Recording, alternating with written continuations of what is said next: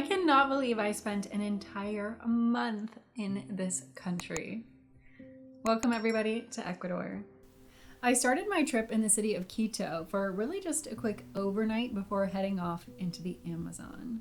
Now getting there was a real adventure. It started with about a 4-hour drive from Quito.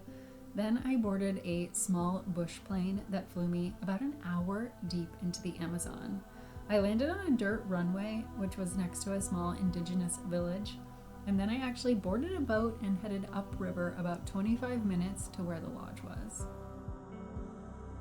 Now, I was actually heading into the Amazon to stay with an indigenous tribe called the Achuar, known as the Tribe of Dreams.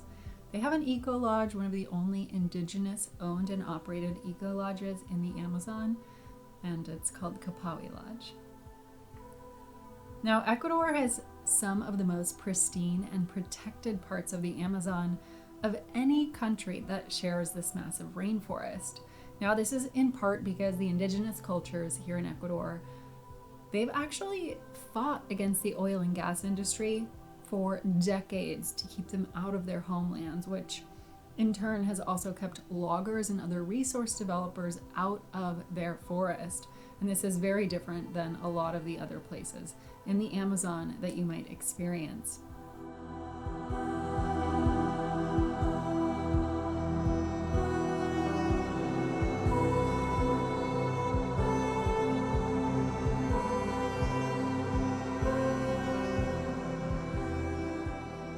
I spent 4 days here at the lodge, and I was actually the only guest.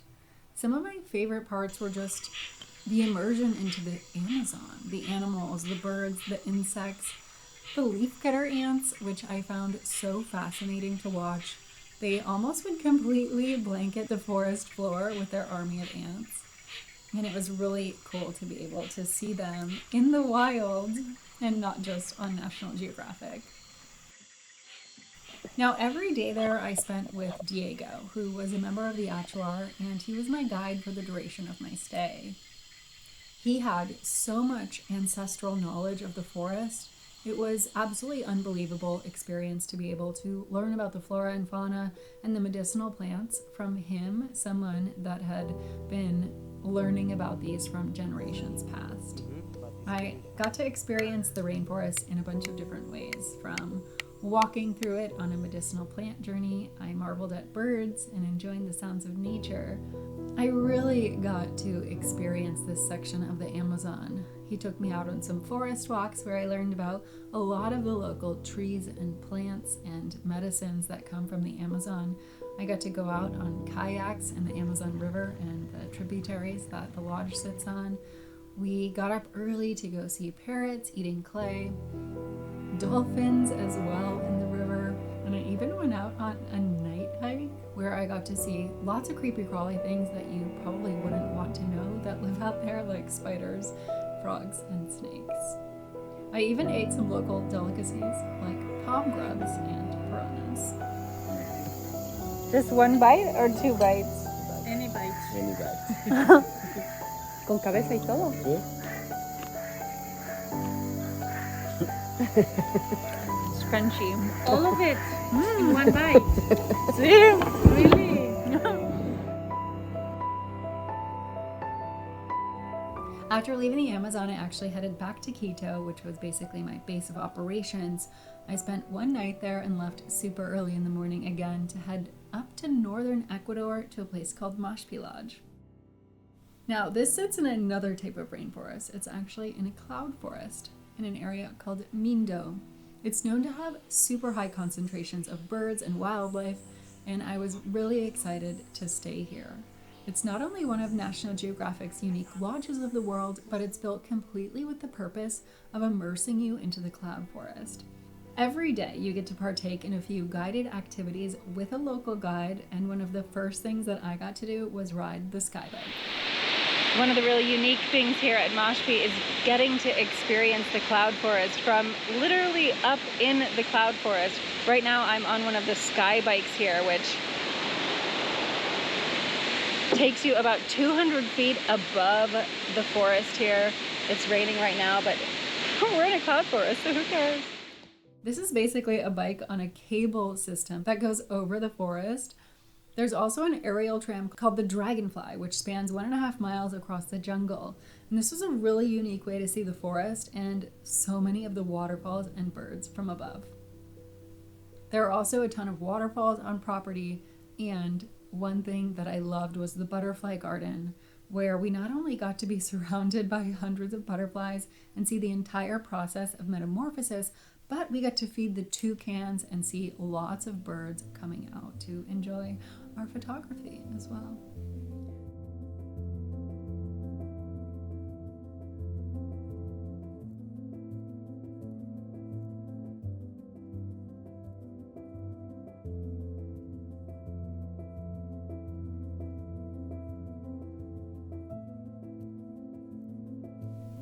Activities certainly don't stop when the sun goes down here either. Night hikes were a great way to see all the critters that come out after dark, like frogs, snakes, and big cats. Now, Mashpi has a research center on property, and their science team has actually discovered some new species of amphibians, which is pretty cool. Back in Quito, it was time to explore the city for a few days. I actually started by going up to the Teleférico, which is the highest point in town, and you get there by taking a cable car that takes you up to the top. Now, from here, you can actually do a couple of different hikes, depending on how far you want to go. You can also just take in the scenery, have a coffee, or even go horseback riding if you want.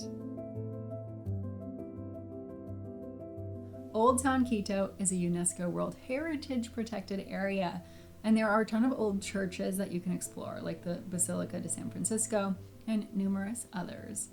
If you're into architecture, you will absolutely love this area of Ecuador, and you'll definitely want to check it out. There's 7 different ancient churches that you can go to. There's also the Grand Plaza, which is next to the Presidential Palace, and this area of town also has tons of restaurants, some great chocolate shops, and other shopping as well.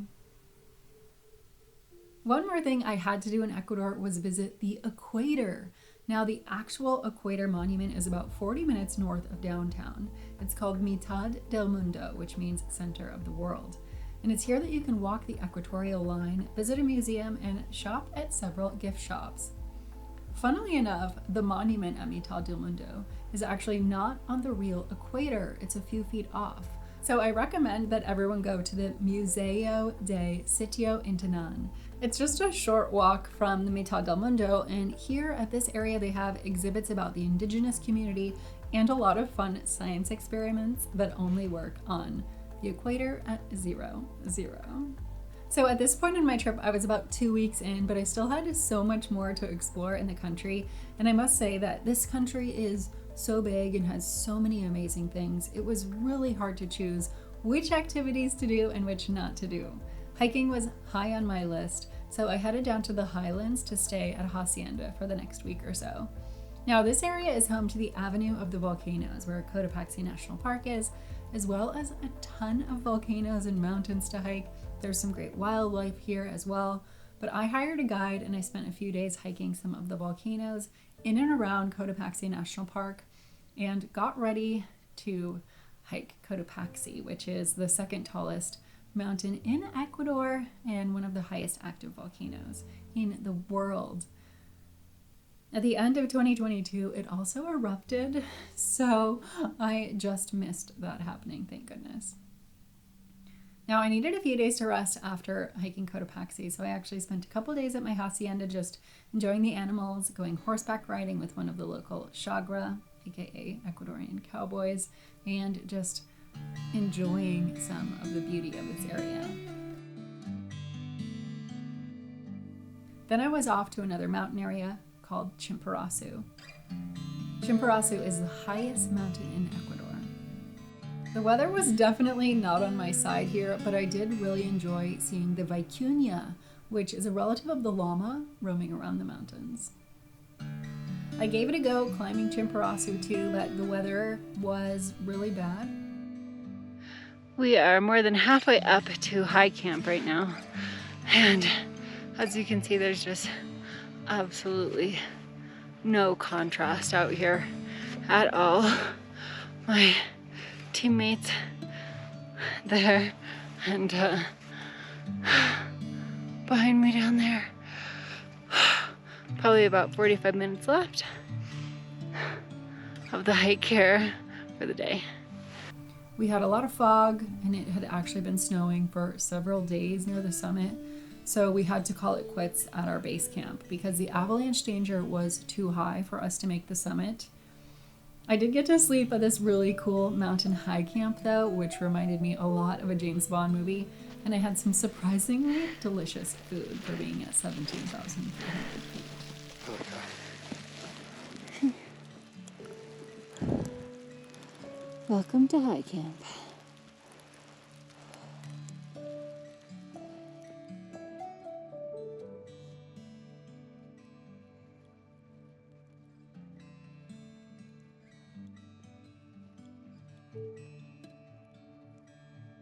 My last part of this trip to Ecuador culminated with 8 days in the Galapagos. This was the most expensive part of my trip, but as you can imagine, it was out of this world. I started off by going scuba diving at a place called Kicker Rocks, where I got to see hammerhead sharks and some of the coolest fish balls I've ever seen. It was super awesome to be scuba diving with all of this marine life. The diving here was actually really challenging though. There's a lot of current and I wasn't super experienced in that kind of diving.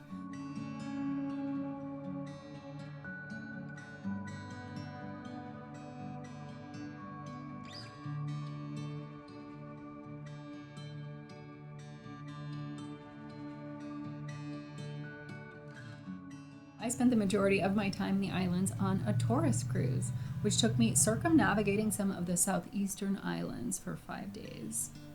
I was on a really small boat that held just 30 people. Luckily, actually, on our week though, we had just 11 people, and every day consisted of island excursions and snorkeling. One thing I loved about the Galapagos was that it has strict rules and limits on how many people can visit an island each day, and that includes how many ships. Now, you won't find ships with more than 100 guests in the Galapagos because it's not allowed. And our ship only had 11, so we had this private experience at almost all the places that we went. Snorkeling was my favorite, and there were so many sea lions and turtles and colorful fish in the clear waters of the Galapagos. Most of the islands have no people or human settlements, so it's just the wildlife. And the bird colonies were unbelievable, with hundreds of baby seabirds, colorful iguanas, and, of course, sea lions. The last day we spent a few hours at a farm that had several dozen giant tortoises, and I must say that these guys look absolutely prehistoric. This was such an amazing trip, one that I will definitely never forget.